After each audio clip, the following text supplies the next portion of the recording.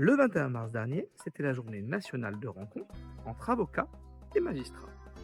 Bon, moi j'ai pas pu la faire, j'étais en formation pour devenir médiateur de justice. Un peu dommage. Mais ça ne m'a pas empêché de me poser plusieurs questions. Et notamment une, à savoir, est-ce qu'un avocat peut effectivement exercer des fonctions de magistrat en même temps qu'être avocat? Et pas genre après une carrière d'avocat, non, non, non.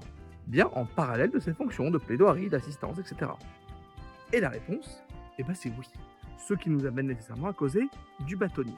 Alors, le bâtonnier, c'est un avocat qui est élu par ses pairs pour diriger le barreau, grosso modo. Et surtout, il a une fonction de juge de première instance pour tout ce qui est lié à la contestation d'honoraires, mais aussi tout ce qui est lié aux moindres différends entre avocats, entre confrères et consoeurs. Au demeurant, c'est pas si extraordinaire que ça qu'un membre élu de la profession ait à connaître du contentieux en son sein. C'est le cas devant le Conseil des prud'hommes, c'est le cas aussi devant le tribunal de commerce, mais également devant le tribunal paritaire des baux ruraux, où un agriculteur va rencontrer d'autres agriculteurs.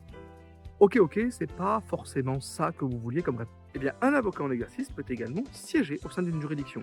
C'est notamment le cas devant le tribunal pour enfants, mais également le Conseil des prud'hommes, on en parlait, tout comme devant le tribunal paritaire des baux ruraux, mais aussi par exemple le tribunal des affaires de la sécurité sociale. Il n'y a pas de souci. Alors il y a 2-3 petites règles qui vont s'appliquer pour garantir la bonne compatibilité des fonctions. Et notamment, un avocat ne pourra pas être membre de la juridiction dans le ressort de laquelle il a installé son cabinet. Ça paraît logique. Alors on va se dépêcher parce qu'il y a un sacré soleil et moi j'ai une peau de rouquin. Et surtout, un avocat peut être appelé à prêter main forte à une juridiction qui se retrouverait à être incomplète alors qu'elle doit absolument siéger. C'est notamment le cas en pleine vacances judiciaires, genre au milieu du mois d'août. Et ce devant tout type de juridiction, administrative, civile, pénale, même en cours d'appel.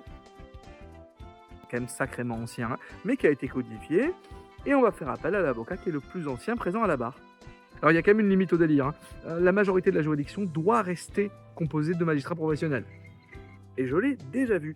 Et c'est d'ailleurs assez drôle de devoir plaider devant un de ses confrères. Je peux savoir ce que tu fais là? Descends, si tu veux. Et en y réfléchissant bien, je trouve ça ultra formateur. Que ça soit pour l'avocat, mais également pour les juges.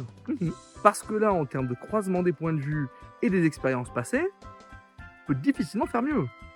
Ça peut que rassurer sur une sorte de proximité humaine. Et est-ce que ces bienfaits-là, on ne gagnerait pas quelque part à les généraliser?